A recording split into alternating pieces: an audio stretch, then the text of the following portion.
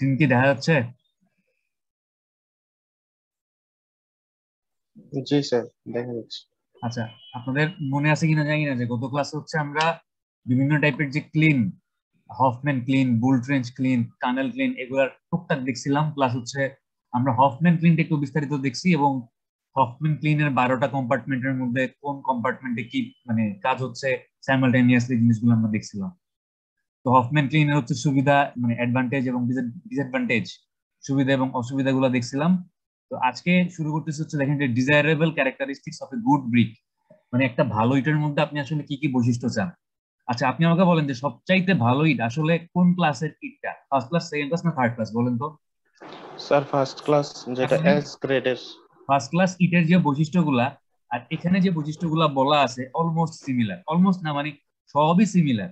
যে desirable characteristics of a good brick, মানে just first class ব্রিকের বৈশিষ্ট্যগুলো এখানে ওরা কাইন্ড অফ লিখে দিছে। ঠিক আছে, আপনি যদি একটু পড়েন দেখবেন হয়তো দু একটা বৈশিষ্ট্য একটু নতুন আছে। দেখেন যে the colour of the good brick should be uniform, uniform colour হইতে হবে। আমরা জানি ফার্স্ট ক্লাস ব্রিকের কালার ইউনিফর্ম হইতে হবে। It may be deep red or yellow, মানে গাঢ় লাল অথবা একটু ইয়েলোইশ টাইপের বা হলুদ হলুদ টাইপের হতে পারবে। Brick should be uniform in shape with all its edges sharp, straight and at right angle to each other. আমরা দেখছি যে একটা ইট হচ্ছে এরকম, আপনার মানে এর প্রত্যেকটা সাইড হচ্ছে একদম স্ট্রেট হইতে হবে, একটা সাথে একটা প্যারালাল হইতে হবে, এই দুইটা সাইড 90 ডিগ্রি হইতে হবে, শার্প হইতে হবে। এগুলো আমরা মানে ফার্স্ট ক্লাস ব্রিকের জন্য দেখছি। Size of the brick should B standard 24 centimetre, 11.5 centimetre, 7 centimetre. আমরা দেখছি ইঞ্চিতে যে 9.5 ইঞ্চি ইন্টু কত ইঞ্চি, 4.5, তারপর হচ্ছে 3। 3 ইঞ্চি।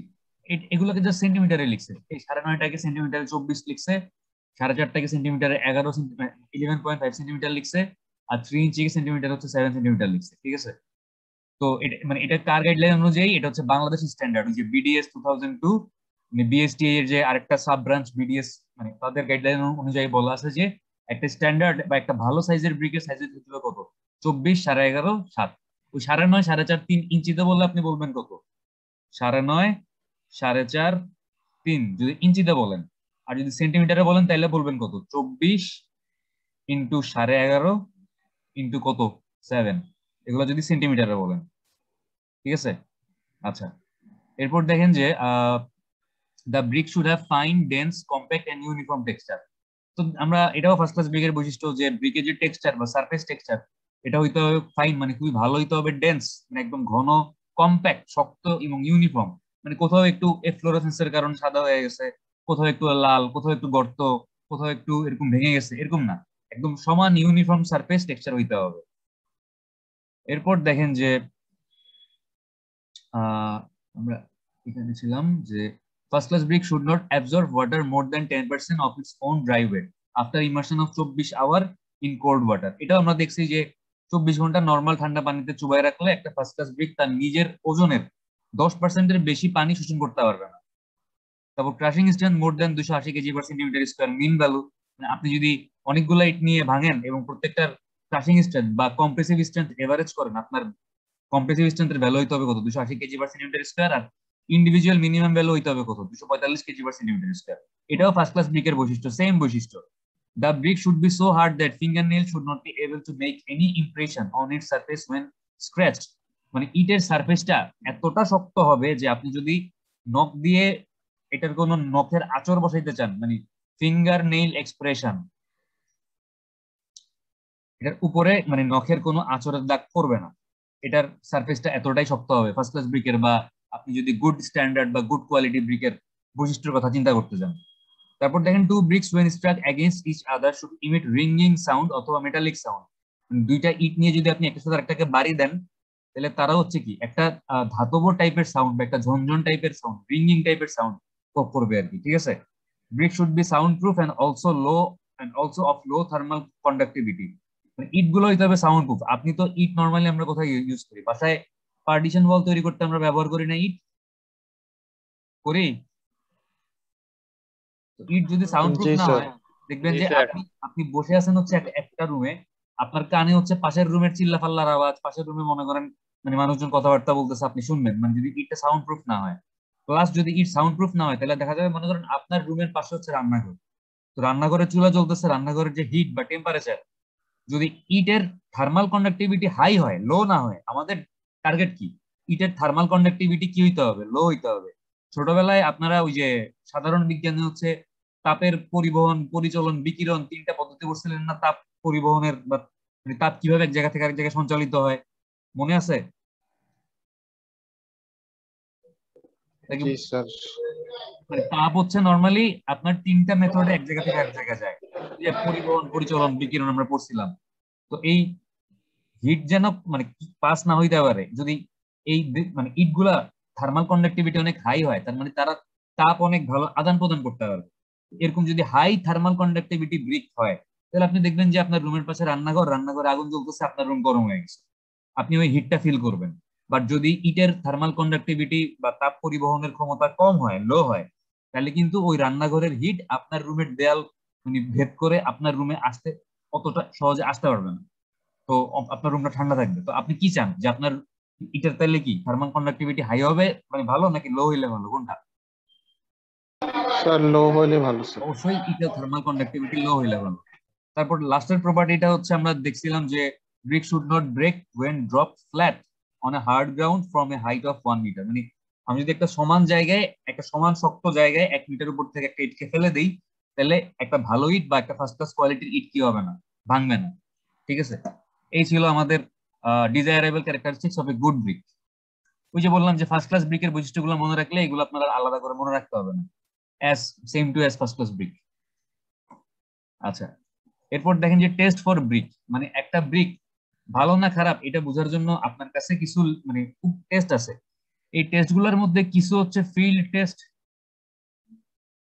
যেগুলো আপনি সরাসরি সাইটে বা ফিল্ডে করতে পারবেন। আর কিছু হচ্ছে ল্যাবরেটরি টেস্ট, যেগুলো করার জন্য আপনার ল্যাবরেটরি লাগবে।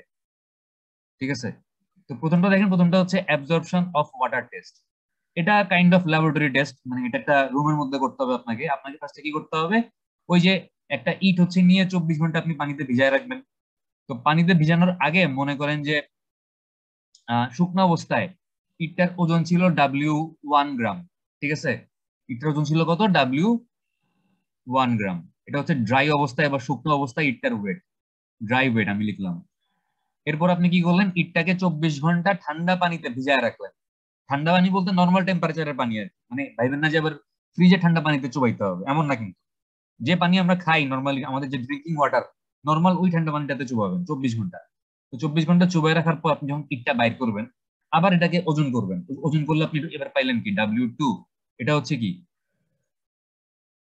ওয়েট। আচ্ছা, ওয়েট বানানটা ভুল লিখছি, ভিজা WET, ওয়েট। এটা হচ্ছে কি ওয়েট, ওয়েট মানে ভিজা অবস্থায় ওজন।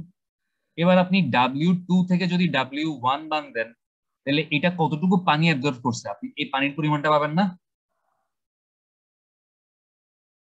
পাবেন? জি স্যার। স্যার 2 - পানির 1। পরিমাণ দেখো। হ্যাঁ, কারণ W2 W1 থেকে বেশি হবে, কারণ সে কিছুটা জি পানি স্যার। শোষণ করছে। এবার আপনি যদি W2 থেকে W1 বাদ দিয়ে দেন, তাহলে হচ্ছে গিয়ে কত পানি শোষণ করছে আপনি ওই পরিমাণটুকু জি পাবেন। স্যার, পানি তার পানিটা মানে পাবো। মনে করেন যে এই W2 মাইনাস W1 করে আপনি পাইছেন হচ্ছে গিয়ে জেড, মানে সে জেড পরিমাণ পানি শোষণ করছে। তাইলে হচ্ছে আপনি কি কি কি বলবেন যে একটা শুকনা ইট যেটার ওজন ছিল W1, তাহলে W1 ওজনের একটা ইট শোষণ করছে জেড পরিমাণ পানি। 1 গ্রাম ওজনের একটা ইট শোষণ করছে জেড ডিভাইডেড বাই W1 পরিমাণ পানি। 100 গ্রাম একটা ইট শোষণ করছে জেড বাই W1 ইন্টু 100 পরিমাণ পানি। এটা করলেই আপনি মানে পার্সেন্টেজে সে কত পরিমাণ পানি শোষণ করছে পরিমাণটা পেয়ে যাবেন না? জি স্যার, পার্সেন্ট নিতে হবে, কত হ্যাঁ, হ্যাঁ। পার্সেন্ট পানি। ঠিক আছে, তার মানে আপনি মানে ওর যদি এই পরিমাণটা যদি 10%-এর বেশি হয়, তাহলে আপনি বুঝবেন কি যে আপনার ইটটা হচ্ছে মানে যদি 10%-এর ভিতরে থাকে তাহলে ফার্স্ট ক্লাস, 15%-এর ভিতরে থাকলে সেকেন্ড ক্লাস, 20%-এর ভিতরে ক্লাস। থাকলে কি থার্ড ক্লাস। আপনি এই ভ্যালুটা দেখে জি বুঝতে স্যার। পারবেন যে আপনার ইটটা আসলে মানে কোন ক্লাসের বা কোন স্ট্যান্ডার্ডের ইট। আচ্ছা, তারপর দেখেন যে ক্রাশিং স্ট্রেংথ টেস্ট। এটা একটা ল্যাবরেটরি টেস্ট। এটাকে কি করতে হবে আপনাকে, ল্যাবরেটরিতে কম্প্রেশন টেস্ট মেশিনের মধ্যে ইটটাকে ঢুকায় চাপ দিতে হবে, চাপ দিয়ে ভাঙতে হবে। চাপ দিয়ে ভেঙে দেখতে হবে যে এটা ভাঙতে আসলে কি পরিমাণ ফোর্স বা কি পরিমাণ কম্প্রেশন লাগছে। ওই যে 280 মানে mean value, 245 kg/cm², individual value, মানে এগুলো কিসের ভ্যালু? জি এগুলো স্যার। হচ্ছে ক্রাশিং স্ট্রেংথের ভ্যালু। আপনার ভাঙতে কতটুকু কম্প্রেশন লাগতেছে এই ভ্যালুটা থেকেও আপনি বুঝতে পারবেন যে আপনার ইটটা কি আসলে ফার্স্ট ক্লাস নাকি সেকেন্ড ক্লাস নাকি থার্ড ক্লাস, তাই না? আচ্ছা, তারপর দেখেন যে হার্ডনেস টেস্ট। এইবার আপনি মানে এটা হচ্ছে একটা ফিল্ড টেস্ট, এটা কিন্তু ল্যাবরেটরি টেস্ট না, এটা আপনি চাইলে ফিল্ডেও করতে পারবেন। আপনি কি করবেন, ফিল্ডে আপনার ইটের যে সাপ্লাই আসছে ওখান থেকে আপনি একটা ইট বা দুইটা ইট নিয়ে মাটি থেকে কতটুকু উপর থেকে ফেলবেন, 1 মিটার, 1 মিটার বা বা হচ্ছে কত 3.28 ফিট উপর থেকে ইটটাকে মাটিতে ফালাই দিবেন, শক্ত মাটিতে। মানে নরম মাটিতে ফালাইলে কিন্তু হবে না, শক্ত মাটিতে ফালাবেন। যদি আপনার ইটটা ভেঙে যায় তাহলে বুঝতে হবে কি যে এটা আসলে ফার্স্ট ক্লাস বা সেকেন্ড ক্লাস ইট না। আর যদি না ভাঙে তাহলে আপনি বুঝবেন যে কি এটা আসলে ফার্স্ট ক্লাস বা সেকেন্ড ক্লাস। অন্য বৈশিষ্ট্যগুলা মানে চিন্তা করে বা ম্যাচ করে আপনাকে ফার্স্ট ক্লাস না সেকেন্ড ক্লাস চিন্তা করতে হবে আর কি। আচ্ছা, এটা গেল হার্ডনেস অফ টেস্ট, এটা হচ্ছে কাইন্ড অফ একটা ফিল্ড টেস্ট। ফালানের কোনো সিস্টেম আছে নি স্যার? যদি দেখা যাচ্ছে লম্বা করে ফালাই আমরা, তাহলে হ্যাঁ, এটা স্যার ভাঙার প্রবাবিলিটি কম। যদি এমনি ফালানোর একটা সিস্টেম আছে, পাতলা ফালানোর করে সিস্টেমটা হচ্ছে এটাকে টি টেস্টও বলে। কি বলে? স্যার টি আকৃতি স্যার। হ্যাঁ, টি টেস্ট। কেমনে ফালবেন, একটা ইট নিবেন হচ্ছে এমনে,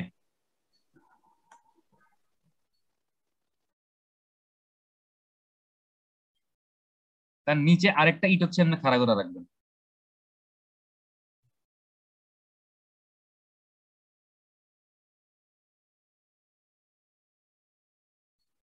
মানে মাঝখানে থাকবে, ইটটা মাঝখানে থাকবে, এই দুইটা ইটকে এবার একসাথে ফালাই দিবেন।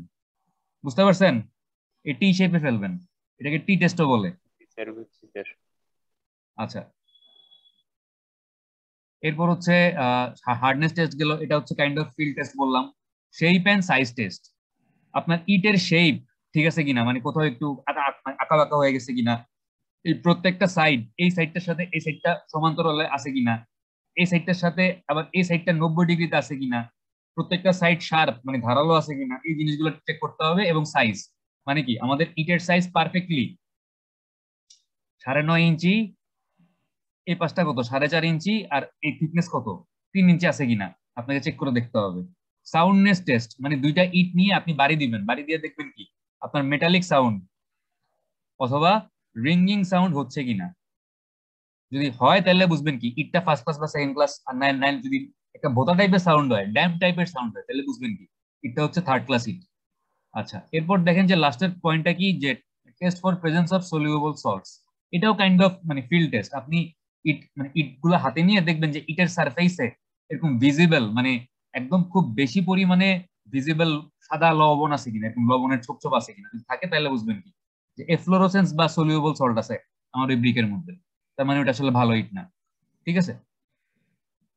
আচ্ছা, তাহলে আমরা ইটের কি কি টেস্ট করতে পারি আমরা বুঝছি। এই টেস্ট গুলা করে আপনি ইট গুলাকে ক্যাটাগরাইজ করতে পারেন যে আপনার আপনার সাইটে বা আপনার কনস্ট্রাকশন সাইটে যে ইট গুলা সাপ্লাই আসছে এগুলা কি আসলে ফার্স্ট ক্লাস নাকি সেকেন্ড ক্লাস নাকি থার্ড ক্লাস। ঠিক আছে? কথা কি ক্লিয়ার, বোঝা গেছে?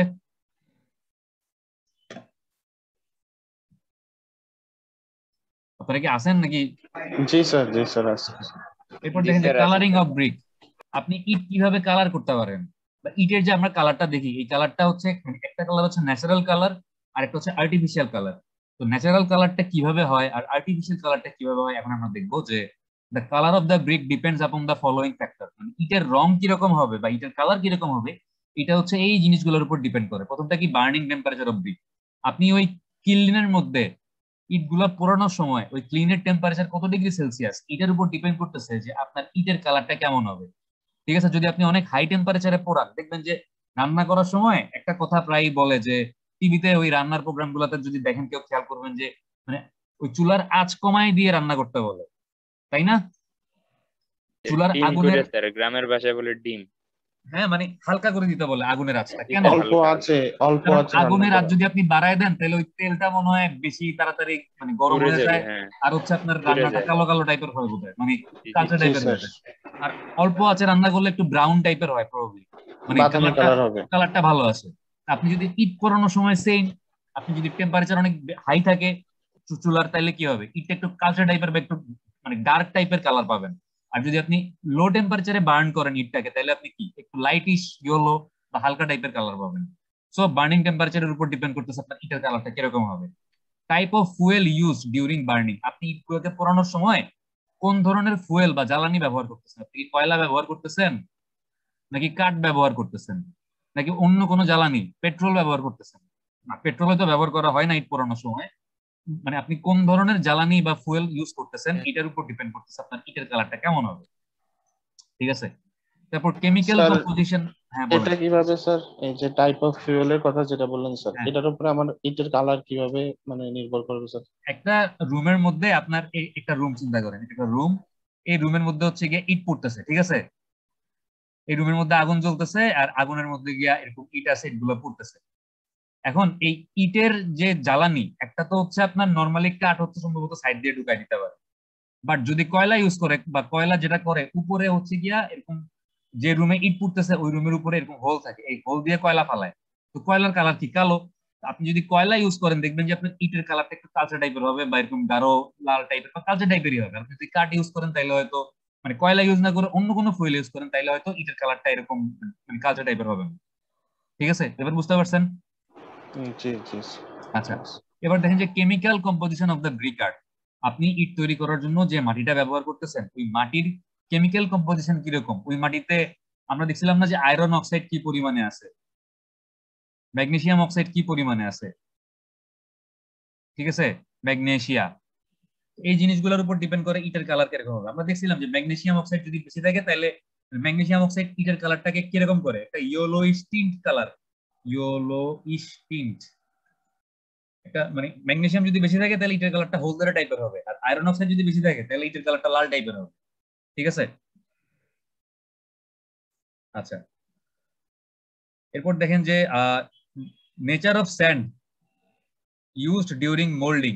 মানে আপনি যখন ইট প্রস্তুত করার জন্য মাটিটাকে রেডি করছেন, মানে মোল্ডিং করছেন, তখন আপনি যে বালিটা ব্যবহার করছেন এই মাটির সাথে, এই বালির আসলে প্রকৃতি বা নেচার কিরকম এটার উপরে ডিপেন্ড করতেছে আপনার ইটের কালারটা কিরকম হবে।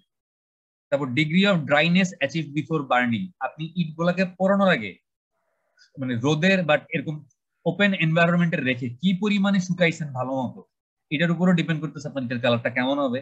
তারপর হচ্ছে amount of air admitted to the clean during burning. আপনি ইটগুলা পোড়ানোর সময় কি পরিমাণ বাতাস ওই ক্লিন বা চুলার মধ্যে ঢুকতে দিচ্ছেন, এটার উপরও ডিপেন্ড করতেছে যে আপনার ইটের কালারটা কেমন হবে।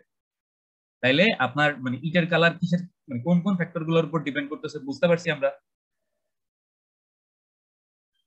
বুঝতে পারছেন না? আশা করি বুঝতে পারছেন। আচ্ছা, এরপর দেখেন the colour attained by any of the above causes is known as the natural colour of the brick. এই উপরের কারণগুলোর কারণে আপনার ইটগুলা যেই কালারটা পাবে, ঠিক আছে, এই কালারটাকে বলে হচ্ছে ইটের কি মানে প্রাকৃতিক রং বা ন্যাচারাল কালার। এটা কিন্তু কোনো আর্টিফিশিয়াল কালার না, ঠিক আছে। এখন দেখেন যে brick can be coloured artificially also. আপনি চাইলে ইটগুলোকে কি করতে পারেন, আর্টিফিশিয়ালিও কালার করতে পারেন। কিভাবে, যে by dipping immersion of colouring mixture. মানে আপনার ওই যে আমরা খাবারে দেখবেন যে রং ইউজ করে না, বা এরকম কাপড় রং করে না, ডাই করে না কাপড়। জি স্যার, খাবার রং ডাইং এর আলাদা মধ্যে আছে। যে কাপড় কাপড় ডাই করে কিভাবে, কাপড় একটা এরকম রং মানে একটা ড্রামের মধ্যে বা বালতির মধ্যে রং গুলায়, গরম পানি গুলাইয়া দিচ্ছে। হ্যাঁ এরকম কাপড়টা নিয়ে চুবাই দেয়, চুবাই জি আবার স্যার জি। কিছুটা সময় পর তুলে। ডিপিং মানে কি, ডিপ করা মানে কি কোনো কিছু চুবানো। তো এরকম আপনি একটা কালারিং মিক্সচার বা রঙের মধ্যে হচ্ছে ইটটাকে চুবাই চুবাই কালার করতে পারেন, এটা একটা উপায়। আরেকটা হচ্ছে কি, by mixing appropriate colouring material during preparation of brick earth. Brick earth মানে ইট তৈরি করার জন্য যে মাটিটা ব্যবহার করব, মাটিটাকে ওই যে গরু ছাগল বা মানুষ দিয়ে মারায়, এটার ভিতর থেকে পানিগুলা বাইর করতে হয়। পাগিং আমরা পড়ছিলাম, মনে আছে? পাগিং, পাগ মিল, পাগ মিল বলে একটা কথা শুনছিলাম জি যে স্যার জি। যদি কম পরিমাণে ইট প্রস্তুত করতে হয় তাহলে পাগ মিলটা হচ্ছে এরকম গরু ছাগল বা মানুষ দিয়ে মানে মাটিগুলো মারাইলেও হবে। বাট যদি একসাথে হিউজ পরিমাণে আপনার ইট মানে ইট প্রডিউস করতে হয় তাহলে কিন্তু পাগ তাহলে মিলটা মেশিন অটোমেটিক মেশিন হয়ে দিয়ে। যাচ্ছে। হ্যাঁ, তখন আর মানুষ মানে মানুষ বা গরু ছাগল দিয়ে মানে যা করলে কিন্তু হবে না। আচ্ছা, তো দেখেন যে এই পাগিং করার সময় বা ইট প্রস্তুত করার জন্য যে মাটিটা ব্যবহার করবো, মানে মাটিটা প্রস্তুত করার সময় আপনি চাইলে মানে কালারিং কেমিক্যাল যেগুলো আছে এই কেমিক্যাল বা কালার গুলাও তখনই ইউজ করে ফেলতে পারেন এই মাটির সাথে, তাহলেও আপনি কালার ব্রিক মানে পাবেন আর কি, ঠিক আছে। আচ্ছা, এরপর দেখেন যে আমাদের ব্রিকের একদম লাস্টের পয়েন্ট, যে ফায়ার ব্রিক আর রিফ্লেক্টরি ব্রিক। মানে আপনি হচ্ছে মানে এগুলো হচ্ছে এমন ধরনের ব্রিক যে যে ব্রিক গুলো হচ্ছে মানে আপনার আগুন বা টেম্পারেচার খুব ভালো সহ্য করতে পারে, ঠিক আছে। মানে তাপমাত্রা অনেক হাই টেম্পারেচারে তারা মানে গলে না বা তাদের শেপ ডিস্টর্টেড বা বিকৃত হয়ে যায় না। তো এই ধরনের ব্রিক গুলো আপনি কিভাবে তৈরি করবেন, যে this brick are manufactured from specially design art.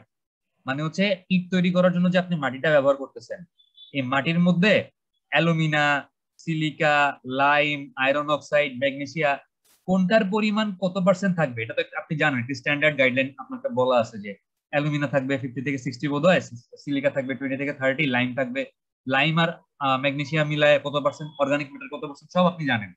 এখন এই মানে কম মানে পার্সেন্টেজ গুলা একটু বাড়াইলে কমাইলে কি ইটের আসলে টেম্পারেচার রেজিস্ট করার ক্ষমতা বাড়ে, নাকি এটার সাথে এডিশনাল কোনো কেমিক্যাল ইউজ করতে হবে, এগুলা আপনি মানে জানবেন বা বুঝবেন সামনে আরো।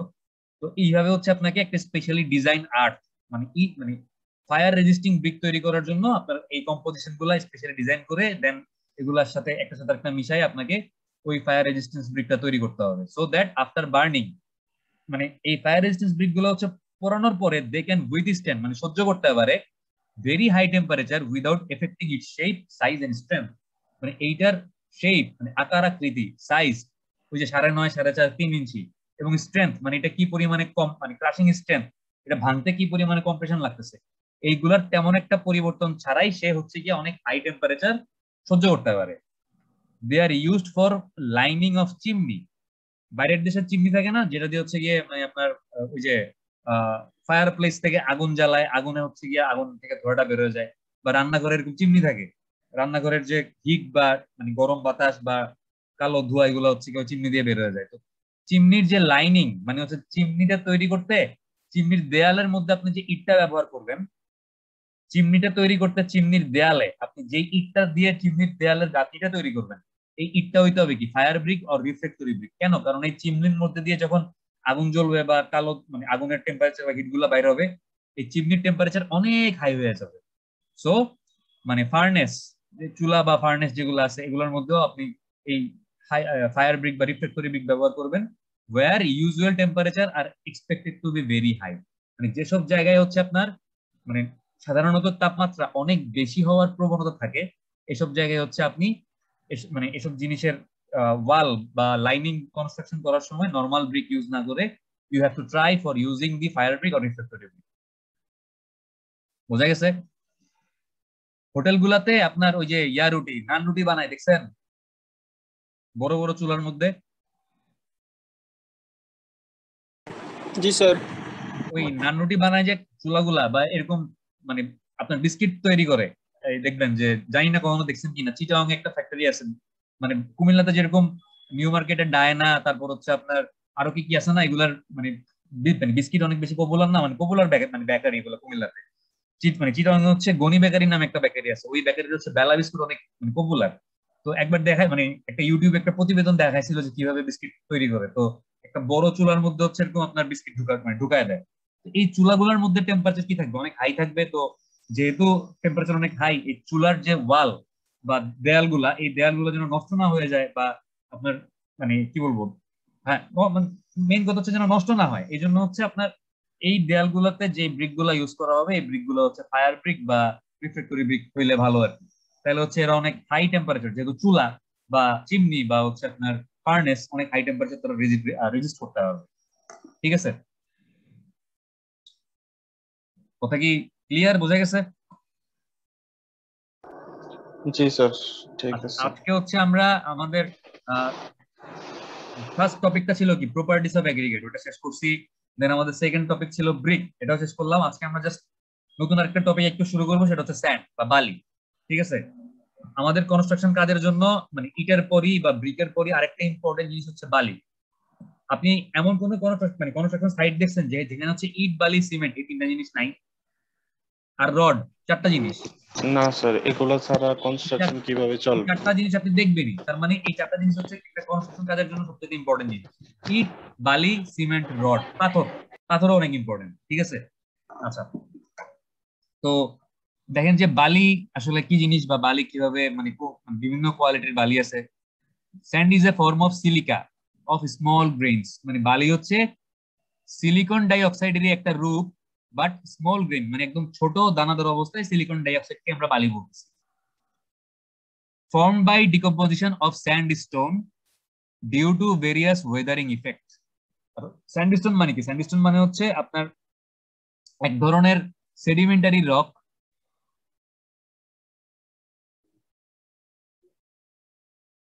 যেই যেই রক বা যেই পাথরের মধ্যে আপনার বিভিন্ন রকমের মিনারেলস বা খনিজ উপাদান, কোয়ার্টজ, ফেল্ডস্পার, সিলিকা, এই বিভিন্ন ধরনের খনিজ উপাদানগুলো থাকে। এই সেডিমেন্টারি রক বা পাথরটা যখন হচ্ছে আপনার ওয়েদারিং অ্যাকশন, মানে হচ্ছে রোদ, বৃষ্টি, ঝড়, মানে যদি এটা মাটির নিচে থাকে বা যদি নদীর মধ্যে থাকে, তাহলে নদীর স্রোত, এইসব ওয়েদারিং ইফেক্টের কারণে আস্তে আস্তে ক্ষয় হয়ে হয়ে হয়ে হয়ে এরকম পাউডার ফর্মে হচ্ছে গিয়ে স্যান্ড বা বালিতে মানে কনভার্ট হয়।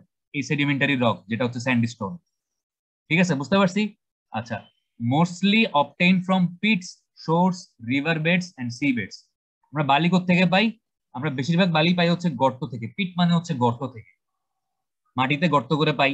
শোর, শোর মানে হচ্ছে আপনার সমুদ্র বা নদী তীরবর্তী জায়গা, মানে সমুদ্রের যে পার বা নদীর যে পার, ওই পার থেকে আমরা বালি পাইতে পারি। রিভার বেড মানে নদীর তলদেশ থেকে বালি পাইতে পারি। আর একটা হচ্ছে সি বেড, সাগরের তলদেশ থেকে বালি পাইতে পারি। এইগুলো হচ্ছে আমাদের বালির উৎস বা সোর্স। ঠিক আছে, বোঝা গেছে? আচ্ছা, এইবার দেখেন যে সোর্সেস অফ স্যান্ড সম্পর্কে আমরা আরেকটু বিস্তারিত জানার চেষ্টা করবো। যে পিট স্যান্ড বা ওই যে গর্ত থেকে যে বালিটা পাচ্ছি, ওইটা আসলে মানে কেমন, বা ওইটার কোয়ালিটি আমরা কিভাবে বুঝতে পারি? পিট স্যান্ডটা হচ্ছে obtain from forming pits into the soil, মানে মাটির মধ্যে এরকম আপনার ফার্স্টে গর্ত করা হয়। এটাকে বলা হচ্ছে গিয়ে এক্সকেভেশন করা। এক্সকেভেশন মানে গর্ত করা। তো এইরকম মাটি এক্সকেভেট করে এই গর্ত করে এই পিট ফর্ম করে, এই গর্তটাকে বলা হচ্ছে কি বলে? পিট বলে। পিট মানে হচ্ছে গর্ত। ঠিক আছে, তো এই এই গর্ত থেকে হচ্ছে আপনার মানে যে বালিটা কালেক্ট করা হয়, এই বালিটাকে বলা হচ্ছে পিট স্যান্ড। ঠিক আছে, it is sharp, angular, porous and free from harmful salts. মানে এই পিট থেকে যে বালিগুলো আমরা পাই, এগুলো হচ্ছে ধারালো টাইপের, মানে শার্প।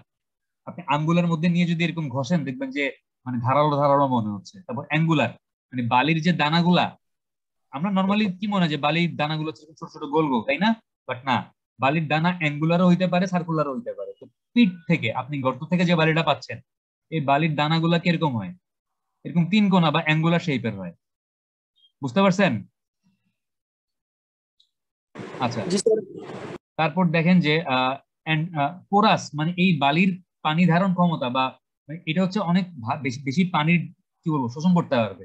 মানে হচ্ছে আপনি যদি আহ একটা মনে করেন এরকম গ্লাসের মধ্যে, আপনি না গ্লাস না, মনে করেন যে আপনি একটা জায়গায় একটা গর্ত আছে, সাপোজ এরকম একটা গর্ত আছে, এই গর্তটা আপনি বালি দিয়ে ফিল আপ করছেন। ঠিক আছে, এই জায়গাগুলো মনে করেন সলিড ইটের, মানে এখানে মনে করেন সলিড ইটের দেয়াল আছে। এখন এই গর্ত দিয়ে হচ্ছে আপনার মনে করেন যে পানি এক পাশ থেকে আরেক পাশে চুয়ায় বা পাস করে। তো এই পানির চুয়ানো বন্ধ করার জন্য আপনি এই গর্তটা কি দিয়ে ফিল আপ করছেন? বালি দিয়ে ফিল আপ করছেন। আপনার কিন্তু পানির চুয়ানো বন্ধ হবে না, কারণ বালির ড্রেনেজ ক্যাপাসিটি খুবই ভালো। মানে বালি কি, বালি কিন্তু পানি ধরে রাখে না, পানি অ্যাবজর্ব করে না। বালি হচ্ছে কি, পানিটাকে পাস করে দেয়, মানে ড্রেইন আউট করে দেয় পানিটাকে। কারণ কি, কারণ বালি হচ্ছে পোরাস মানে ভেদ্য, বালির ভিতরে পানি ঢুকে আবার বাইরে হয়ে যায়। তো বালির ড্রেনেজ ক্যাপাসিটি যেহেতু অনেক ভালো, তার মানে মানে বালিটা পানি অ্যাবজর্ব বা পানি ধারণ করে রাখবে না, তার মধ্যে পানি আসলে সে পানিটাকে আবার ছেড়ে দিবে। ঠিক আছে, এবং এই পিট থেকে আপনি যে বালিটা পাবেন, এটা কি হবে? শার্প হবে, অ্যাঙ্গুলার হবে, পোরাস হবে এবং ফ্রি ফ্রম হার্মফুল সল্ট। মানে এই বালির মধ্যে কোন রকমের কোনো ক্ষতিকারক কি থাকবে না? লবণ থাকবে না। ঠিক আছে, সোডিয়াম, পটাশিয়াম, এই ধরনের কোনো লবণ থাকবে না এখানে। আচ্ছা, clay and other impurities should be washed and screened before using in engineering purpose. আমি যদি কোনো কনস্ট্রাকশনের কাজে বা কোনো ইঞ্জিনিয়ারিং কাজে হচ্ছে গিয়ে এই পিট স্যান্ডটা ব্যবহার করি, যেহেতু এটা মাটির মধ্যে গর্ত করে আমি পাচ্ছি, এই পিট স্যান্ডের মধ্যে ক্লে, সিল্ট মানে কাদা মাটি বা মাটি, এই ধরনের জিনিসগুলো থাকার চান্স অনেক বেশি। তো if we are going to use this kind of pit sand for any kind of engineering or construction purpose, then before using we have to clean the sand, or we have to clear the sand with the help of water in order to uh, remove the silt or clay from the sand. কথা কি বুঝছেন? বোঝা গেছে? মানে যদি কোনো কনস্ট্রাকশনের কাজে এটা ব্যবহার করতে চাই, তাহলে কি করতে হবে? পানি দিয়ে ধুইতে হবে বালিগুলোকে। দেখবেন বালি কিন্তু পানি দিয়ে ধোয়, কখনো দেখছেন সাইডে যে এরকম পাইপ দিয়ে পানি দেয় বালির মধ্যে? দেখেন নাই? দেখছি স্যার। কেন দেয়? বালিগুলো পরিষ্কার করে। তো বালির মধ্যে যদি এরকম কোনো কাদামাটি বা এরকম সিল্ট থাকে তাহলে এগুলো হচ্ছে ধুয়ে আপনাকে পরিষ্কার করতে হবে। Fine pit sand when rubbed between fingers should not leave any stain on it। মানে ভালো পিট স্যান্ড যেটার মধ্যে হচ্ছে গিয়া ক্লে বা সিল্ট নাই, এটা আপনি কিভাবে বুঝবেন? আপনি হচ্ছে বালিটাকে আপনার হাতে নিবেন, মানে হাতে নিয়ে হচ্ছে 2 আঙ্গুলের মাথায় ঘষবেন। কিভাবে? মানে এই যে এভাবে ঘষবেন, যে মনে করেন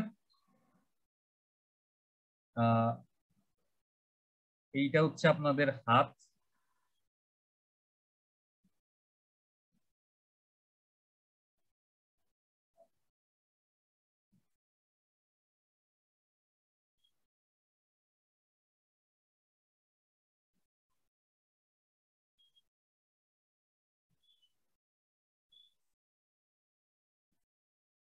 মানুষের হাতের মতো মানে মনে হচ্ছে নাকি অন্য কিছু মনে হচ্ছে? কাছাকাছি গেছে, অতটা ভালো হয় নেই। আপনি এই আপনার বুড়া আঙ্গুল আর হচ্ছে এই আঙ্গুল, এই 2 আঙ্গুলের মাঝখানে হচ্ছে কিছু বালি নিবেন, এই 2 আঙ্গুল দিয়ে আপনি ঘষবেন। ঠিক আছে, ঘষে দেখবেন যে মানে বালিটা ফালাই দিবেন। তারপরে যদি আপনার আঙ্গুলের মাথায় কোনো ব্রাউন টাইপের দাগ লাগে, মানে বাদামি টাইপের দাগ লাগে, তাহলে বুঝতে হবে কি যে ওই বালির মধ্যে কি আছে, ক্লে আছে। ঠিক আছে, হ্যাঁ, মানে যদি কোনো দাগ, মানে ওই যে বলে না যে ওই কোনো দাগ রেখে গেলে ওই যে সার্ফ এক্সেল দাগই ভালো। তো যদি আপনার আঙ্গুলের মধ্যে কোনো দাগ থাকে তাহলে বুঝবেন যে কি এই বালির মধ্যে কি আছে, ক্লে আছে। ইট indicates the presence of clay. তারপর হচ্ছে ইউজড ফর দ্য মর্টার্স। মানে এই ধরনের পিট স্যান্ড গুলো আপনি কোথায় ব্যবহার করবেন? মর্টার তৈরি করতে ব্যবহার করবেন। মর্টার কি জিনিস বলেন তো? মর্টার হচ্ছে সিমেন্ট, বালি অথবা সুরকি প্লাস ওয়াটার, মানে এই 3টা জিনিস মিশাইলে দেখেন, আমরা যখন কনক্রিট তৈরি করি, কনক্রিটের মধ্যে কিন্তু cement plus fine aggregate plus course aggregate plus water, এই 4টা জিনিস থাকে। বাট আমরা যখন মর্টার তৈরি করতেছি তখন এই 4টা থেকে কোনটা বাদ যাচ্ছে বলেন তো? কে বলতে পারবেন? Course aggregate. এই কোর্স এগ্রিগেট বাদ, যেটা বড় কোর্স সাইজের এগ্রিগেটটা এগ্রিগেট, বাদ পাথর, যাচ্ছে স্যার। পাথর এটা বাদ যাচ্ছে। এখানে কি থাকতেছে? সিমেন্ট পাথর থাকতেছে, এটা বাদ যাচ্ছে, ফাইন এগ্রিগেট থাকতেছে, ফাইন ওয়াটার থাকতেছে, এগ্রিগেট তাই না? তো আপনি আর যখন, ওয়াটার থাকতেছে। আর মর্টারটা আমরা জি কই স্যার। ব্যবহার করি? আমরা যখন 2টা ইট হচ্ছে কি একটা সাথে একটা জোড়া লাগাই, বা আমরা যখন দেয়ালের প্লাস্টারিং করি, তখন হচ্ছে আমরা এই মর্টারটা ব্যবহার করি, সিমেন্ট মর্টার। ঠিক আছে, আচ্ছা। এরপর দেখেন যে আমরা তাহলে পিট স্যান্ডটা দেখলাম, মানে কোথা থেকে পাচ্ছি, কোথা থেকে পাচ্ছি আমরা বুঝতে পারলাম। আচ্ছা, একটা পিট স্যান্ড একটু ছবি দেখি, তাহলে মনে আর একটু ক্লিয়ার হবে। যে দেখেন, আজকে জাস্ট এই পিট স্যান্ড, রিভার স্যান্ড আর সি স্যান্ড এতটুকু পরেই আমরা শেষ করবো। ঠিক আছে, আজকে আর বেশি দূর যাবো না আমরা, মানে স্যান্ডটা আস্তে আস্তে আস্তে পরের দিকে পড়বো আর কি। আরেকটা ক্লাস লাগবে বোধহয় স্যান্ড শেষ করতে, পারবো ইনশাল্লাহ।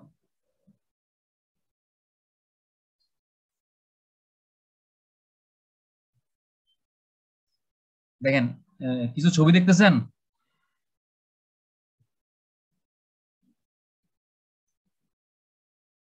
এটা সিলেকশন ভালো না স্যার? জি স্যার।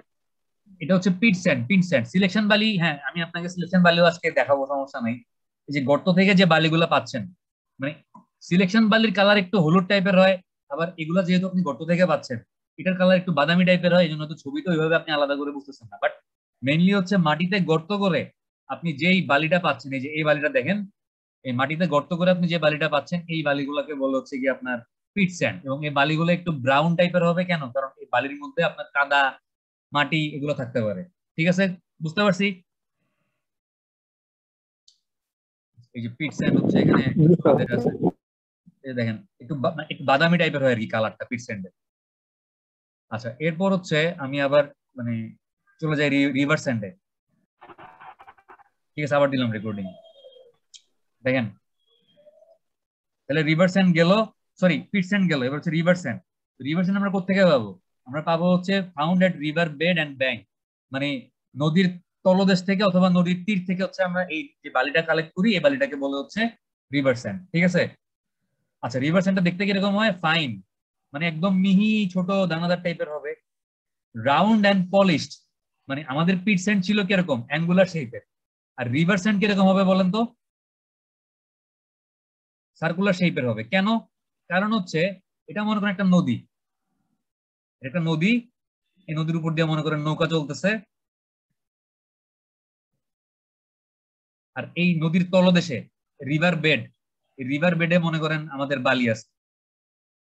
এই বালিগুলা মনে করেন যে শুরুতে এরকম অ্যাঙ্গুলারই ছিল, মনে করেন যখন ওই স্যান্ডস্টোন আপনার ওয়েদারিং ইফেক্টের কারণে ডিকম্পোজিশন হয়েছে তখন হচ্ছে বালিগুলো এরকম অ্যাঙ্গুলার ছিল। এই এই নদীতে কন্টিনিউয়াস কি পানির স্রোত আছে না? আছে নাকি নাই? কন্টিনিউয়াস হচ্ছে পানি, কন্টিনিউয়াস আছে পানি। এই কন্টিনিউয়াস পানি যখন ফ্লো করতেছে এই পানির স্রোতের সাথে আমার বালিগুলো একটা ঘষা খাচ্ছে, এই পানির স্রোতের সাথে বালিগুলা ঘষা খাইতে খাইতে খাইতে খাইতে এই অ্যাঙ্গুলার শেপের বালি সার্কুলার শেপের হয়ে যাচ্ছে এবং পলিশড। মানে দেখবেন যে নদীর বালিটা মানে রোদ পড়লে ঝিলিক মারে, চকচক করে, দেখছেন কখনো? কেন? কারণ বালিগুলো একদম পলিশ থাকে। জুতা পালিশ করে না বারবার ঘষা ঘষা, দেখবেন যারা মানে মুচি আছে তারা জুতা পালিশ করে গেল এরকম, মানে পালিশ করার আগে ঘষে একটা ব্রাশ দিয়ে। তো এরকম মানে রিভার কারেন্ট বা নদীর ওয়াটার কারেন্টের সাথে বারবার ঘষা খাওয়ার কারণে এই বালিগুলো পলিশড এবং আপনার অনেক মানে সার্কুলার শেপ হয়, মানে অ্যাঙ্গুলার শেপ আর থাকতে পারে না তারা। Having less frictional strength because of roundness, এবং এই বালিগুলো যেহেতু হচ্ছে আপনার মানে রাউন্ড শেপের হয় এদের মধ্যে কিন্তু মানে বন্ডিং বা ফ্রিকশনাল স্ট্রেংথ খুব কম থাকে। যদি অ্যাঙ্গুলার শেপের হইতো এই অ্যাঙ্গেল থাকার কারণে একটার সাথে আরেকটার যে ইন্টারলকিং বা বন্ডিং অনেক ভালো হইতো, কারণ তাদের মধ্যে ফ্রিকশনাল স্ট্রেংথ বেশি হইতো। বাট এরকম রাউন্ড হওয়ার কারণে দেখেন একটার সাথে আরেকটার সারফেস এরিয়া কিন্তু কম মানে ঘষা খাইতেছে। আপনি চিন্তা করেন এই মানে পার্টিকেলটা বালির আর এই দুইটা পার্টিকেল পাশাপাশি আছে, তারা ঘষা খাবে কেবলমাত্র এই জায়গাটুকুর মধ্যে, শুধুমাত্র এই জায়গাটুকুর মধ্যে তাদের ফ্রিকশনাল স্ট্রেংথ ডেভেলপ করবে। বাট যদি এরকম রাউন্ড শেপের হইতো, এই একটা বালির পার্টিকেল মনে করেন আরেকটা হচ্ছে এটা বালির পার্টিকেল, তাহলে তারা মোটামুটি অনেক বড় একটা সারফেস এরিয়া পাইতো মানে ফ্রিকশনাল স্ট্রেংথ ডেভেলপ করার জন্য। বুঝতে পারছেন? আচ্ছা, অলমোস্ট হোয়াইট ইন কালার, এই বালিটা মানে আপনার বেশিরভাগই হচ্ছে দেখতে সাদা টাইপের হয়, ঠিক আছে? আচ্ছা, নরমালি কনস্ট্রাকশন সাইটে আপনারা দেখছেন যে বালিটা দেখতে কিরকম হয়, সাদা টাইপের হয় না? এই বালিটা হচ্ছে ময়মনসিংহ বা তার আশেপাশে যেই নদীগুলো আছে এই নদীগুলো থেকে কালেক্ট করা হয়, এবং এই বালিগুলোকে হচ্ছে বলে ভিটা বালি। কি বালি বলে বাংলাদেশে?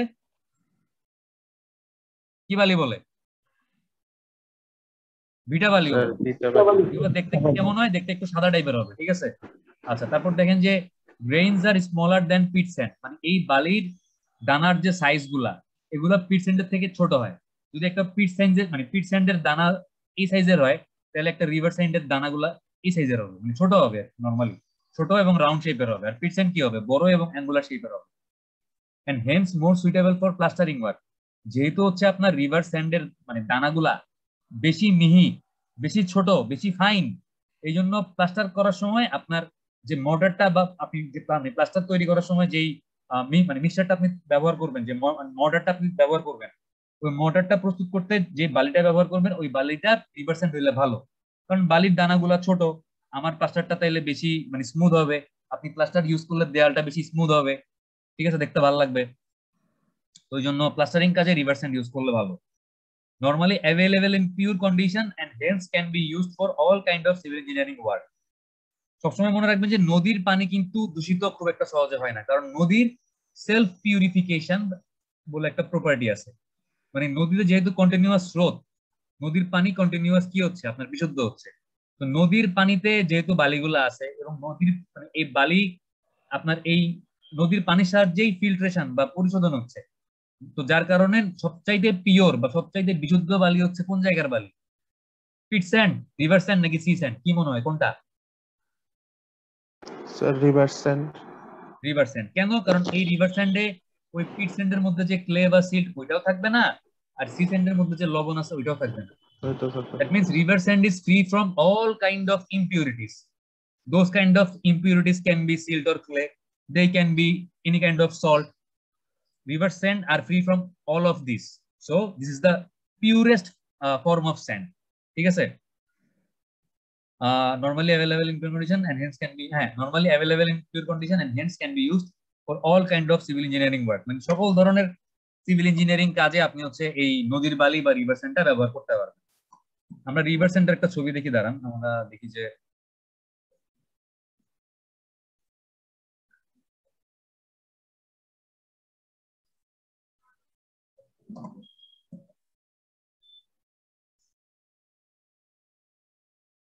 এই যে রিভার সেন্ট হচ্ছে মেইনলি, এই ছবিটা দেখেন তাইলে বুঝতে পারবেন আরে কি হলো।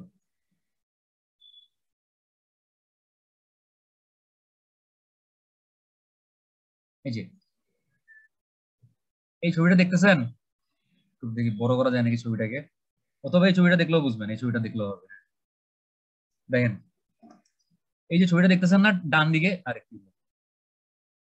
এই ছবিটাতে দেখেন যে ডান দিকের বালিটা হচ্ছে সিলেট স্যান্ড, ওটাকে কি বলে, এটাকে হচ্ছে সিলেকশন স্যান্ডও বলে। এটা হচ্ছে সিলেট, সুনামগঞ্জ, ছাতক এইসব জায়গায় যে নদীগুলো আছে, এই নদীগুলো থেকে যে বালিটা আমরা পাই, এই বালিটাকে কি স্যান্ড বলে, সিলেকশন স্যান্ড বলে বা সিলেট বালি বলে বা সিলেকশন বালি বলে। কেন, মানে এই বালিগুলোর বৈশিষ্ট্য কি, বালিগুলো দেখতে একটু আপনার হলদে বা ব্রাউনিশ টাইপের হয় এবং এই বালির দানাগুলো হচ্ছে একটু বড় বড় হবে, মানে ওই ভিটা বালির মতো এতটা মিহি হবে না। আর এই বাম দিকে যে ছবিটা দেখতেছেন দেখেন, বালিগুলার কিন্তু একটু সাদা টাইপ বা একটু অ্যাশ কালার টাইপের। এই বালিগুলার দানাগুলো কিরকম হয়, এই বালিগুলোর দানাগুলো হচ্ছে আপনার একটু মিহি টাইপের, একটু সাদাতে টাইপের হয়। এবং এই বালিগুলো কোত্থেকে পাই, ভিটা বালি ময়মনসিংহের আশেপাশে যে নদীগুলো আছে এই নদীগুলো থেকে আমরা পাই। ঠিক আছে, তাহলে মানে আপনার রিভার স্যান্ডের মধ্যে আবার দুই রকমের, একটা হচ্ছে কি স্যান্ড, একটা হচ্ছে আপনার ওই যে ভিটা বালি বা মানে ময়মনসিংহের বালি, আর একটা হচ্ছে কি সিলেট স্যান্ড বা সিলেকশন বালি। মনে থাকবে? থাকবে? সিলেকশন বালিটা স্যার পাথর বালি না স্যার? না না না না না, পাথর বালি না। সিলেকশন বালিটা নদীর বালি, বাট সিলেকশন বালিটা হচ্ছে সিলেটের ওই পাশে যে নদীগুলো আছে এই নদীগুলো থেকে কালেক্ট করে মেনলি। জাফলং, মানে জাফলং বালিও বলে বা সিলেট বালি বলে। সিলেকশন পার্থক্য সিলেকশন স্যান্ডও বলে, স্যার, পার্থক্যটা হচ্ছে ওটা নর্মাল বালি স্যার থেকে। ছোট ছোট পাথর থাকে স্যার। না মানে পাথর থাকতে পারে, যেহেতু জাফলং এ আপনার মানে ওই নদীর নিচে মানে কি বলবো, জাফলং এ পাথর থাকে না, আপনার পাথরও কিন্তু ওই জাফলং এর নদীগুলো থেকে জি কালেক্ট, স্যার। ওই কারণে ছোট ছোট পাথরের টুকরা থাকতে পারে, বাট জি নর্মালি ওটা বালি, ওটা পাথর না। আর স্যার। পার্থক্যটা হচ্ছে সিলেট স্যান্ডের দানাগুলা সাইজে বড় হয়, আর আপনার নর্মালি ভিটা বালি বা ময়মনসিংহের বালি বা রিভার স্যান্ড যেটা নর্মাল বালি, এটার দানাগুলা হচ্ছে ছোট হয়। এবং দেখবেন যে মানে ভালো কোনো কনস্ট্রাকশনের কাজে বা ইম্পর্টেন্ট কোনো কাজে নর্মালি বাংলাদেশের মানে মানুষের সাইকোলজি হচ্ছে কি, আমি সিলেকশন বালির দাম বেশি, জন্য সিলেকশন বালি ইউজ করা ভালো। তো দেখবেন যে এরকম বড় লোক মানুষজন তাদের বাড়ি তৈরি করার সময় ভিটা বালি ইউজ না করে কি বালি ইউজ করে, সিলেকশন বালি ইউজ করে। এখন ওই মানুষের মাথায় যদি বুদ্ধি না থাকে, সে যদি সিলেকশন বালি ইউজ করে প্লাস্টার করতে যায়, তার বাড়ির প্লাস্টারটা কি স্মুথ হবে, একদম সমান হবে? হবে না। বাড়ির প্লাস্টার সমান করতে হইলে বা হ্যাঁ স্যার। স্মুথ করতে হইলে কোন বালি ইউজ করতে হবে? ভিটা বালি। ঠিক আছে, বিট ভ্যালি। আচ্ছা এরপর দেখেন যে সি স্যান্ড বা সাগরের বালি।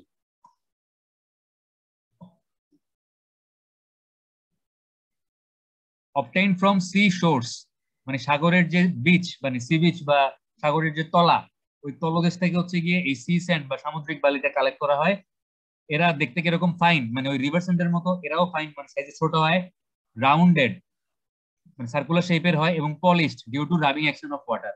মানে নদীর তলে যেভাবে নদীর স্রোতের সাথে ধাক্কা খেয়ে খেয়ে বা মানে ঘষা খেয়ে খেয়ে বালিটা হচ্ছে ছোট হয়ে যাচ্ছিল, রাউন্ড শেপের হচ্ছিল, পলিশড হচ্ছিল, ওই সাগরের তলদেশে বালিটাও সেম, ওই সাগরের পানির সাথে ঘষা খেয়ে খেয়ে রাউন্ড, পলিশড এবং ফাইন মানে সাইজে ছোট হয়ে যাবে। লাইট ব্রাউন ইন কালার, মানে ওই সি স্যান্ডটা হচ্ছে দেখতে একটু হালকা ব্রাউনিশ টাইপের হয়।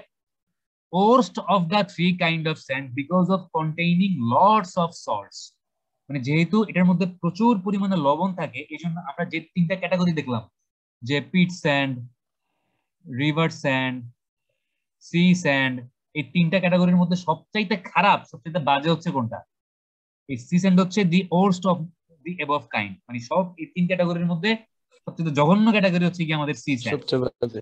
কেন কি? কারণ এখানে প্রচুর পরিমাণে কি থাকে, লবণ থাকে। Salts absorb moisture from atmosphere and cause permanent dampness and efflorescence in the structure. মানে এই লবণগুলো যদি থাকে, আপনি মনে করেন যে এই সি স্যান্ড ইউজ করছেন আপনার প্লাস্টারের কাজে, তো কি হবে, এই প্লাস্টারটা বা এই দেয়ালটা হচ্ছে প্রচুর পরিমাণে জলীয় বাষ্প অ্যাট্রাক্ট করবে। ঠিক আছে, এবং এই জলীয় বাষ্পের মধ্যে কি থাকবে, লবণ থাকবে, এবং এই লবণগুলা আমার দেয়ালের গায়ের মধ্যে মানে প্রিসিপিটেট হবে বা অধক্ষিপ্ত হয়ে দেয়ালটাকে হচ্ছে গিয়া মানে বৃষ্টি বানিয়ে ফেলবে। আমরা যেটাকে বলি যে ড্যাম্প বা লোনা ধরা বা এফ্লোরোসেন্স, দেয়ালের মধ্যে সাদা ছোপ ছোপ ছোপ ছোপ ক্রিয়েট হবে। সি সল্ট আর অলসো রিটার্ডস জি sir. The setting action of cement. আচ্ছা, রিটার্ডার মানে হচ্ছে যেটা আমার কোনো একটা বিক্রিয়ার গতিকে হচ্ছে গিয়ে স্লো করে দেয়, ঠিক আছে? কোন একটা বিক্রিয়ার গতিকে ফাস্ট করে যেটা, এটাকে কি বলে? প্রভাবক বলে না? জি স্যার, প্রভাবক। বা ইংরেজিতে বলে হচ্ছে ক্যাটালিস্ট। তো রিটার্ডার হচ্ছে এমন ধরনের ক্যাটালিস্ট যেটা হচ্ছে আপনার কোনো বিক্রিয়ার গতি স্লো করে দিবে বা মানে মানে গতিটাকে হচ্ছে গিয়ে মানে আস্তে আস্তে হবে আর কি, একটা কেমিক্যাল রিঅ্যাকশন। তো কনক্রিট যখন আপনার আমরা তৈরি করি, এই কনক্রিটটা যখন সিমেন্ট পানি একসাথে মিলাই, সিমেন্ট পানি বালি পাথর সবগুলোর মধ্যে কিন্তু একটা কেমিক্যাল রিঅ্যাকশন হয়। এই কেমিক্যাল রিঅ্যাকশনটাকে বলা হচ্ছে হাইড্রেশন রিঅ্যাকশন। যখন সিমেন্ট পড়বেন, আমি পড়াবো না, হয়তো মিড টার্মের পর অন্য কোনো স্যার পড়াবেন, তখন দেখবেন যে সিমেন্টের একটা রিঅ্যাকশন হয়, এটাকে কি বলে? হাইড্রেশন রিঅ্যাকশন বলবো। Hydration reaction. সিমেন্টটা আপনার প্রথমে কি থাকে, কংক্রিটটা প্রথমে নরম থাকে না, পরে তো আমি ঢালাই দিই, ঢালাইটা আস্তে আস্তে শক্ত হয় না? জি স্যার। এই যে ঢালাইটা আপনার নরম থেকে আস্তে আস্তে শক্ত হচ্ছে, এই নরম অবস্থা থেকে শক্ত অবস্থায় আসতে যে সময়টুকু লাগতেছে, এই সময়টুকুকে বলা হচ্ছে সেটিং টাইম। কি বলে? Setting time. তার মানে যেই মিশ্রণটা, যেই কংক্রিটের মানে মিক্সচারটা হচ্ছে খুব তাড়াতাড়ি শক্ত হচ্ছে, তার সেটিং টাইম কম লাগতেছে। আর যেইটার শক্ত হইতে অনেক বেশি টাইম লাগতেছে, তার সেটিং টাইম কি লাগতেছে? বেশি লাগতেছে। বেশি। তো আপনি জানেন যে আপনার সেটিং টাইম, মনে করেন যে আপনি চান যে খুব তাড়াতাড়ি ঢালিটা শক্ত হয়ে যাবে, আপনি চাচ্ছেন, বাট আপনি যেই বালিটা ব্যবহার করছেন কংক্রিটটা প্রস্তুত করতে হবে, বালিতে কি আছে? লবণ আছে। তাইলে কি হবে? আপনি দেখবেন যে আপনার সেটিং অ্যাকশনটা স্লো হয়ে গেছে, মানে আস্তে আস্তে শক্ত হচ্ছে, ঠিক আছে? আচ্ছা, এরপর দেখবেন যে beside it contains shells and organic matter which decompose in the body of the mortar and concrete and hence reduce their life and strength. মানে হচ্ছে যদি সামুদ্রিক বালি আপনি ব্যবহার করেন, এই সামুদ্রিক বালির মধ্যে শেল মানে বিভিন্ন শামুক ঝিনুক এগুলোর যে খোলস, তারপর অর্গানিক ম্যাটার মানে বিভিন্ন মাছের ডেড বডি, বাট এগুলো কি থাকবে? এগুলো থাকবে, এবং এগুলো হচ্ছে আপনি যদি এই বালিটা ইউজ করে হচ্ছে মর্টার তৈরি করেন বা কংক্রিট তৈরি করেন, এগুলো যদি ঢালাই দেন, তাহলে ঢালাইয়ের মধ্যে এই ডেড বডি বা অর্গানিক ম্যাটার এগুলো কি হবে? পচবে, এবং পচে হচ্ছে এগুলো মর্টারের স্ট্রেংথ কমায় ফেলবে, ঠিক আছে? মানে এগুলোর লাইফ স্প্যান কমায় ফেলবে, ডিউরেবিলিটি কমায় ফেলবে। Sea sand should be discarded as far as possible. মানে যতটুকু সম্ভব আপনি কনস্ট্রাকশনের কাজে চেষ্টা করতে হবে সি স্যান্ডটাকে অ্যাভয়েড করতে, ঠিক আছে? এই যে দেখেন আমরা একটা ছবি দেখি আবার,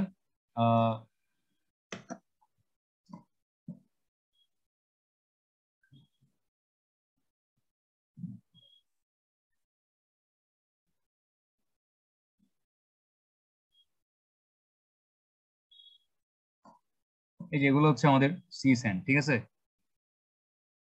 আর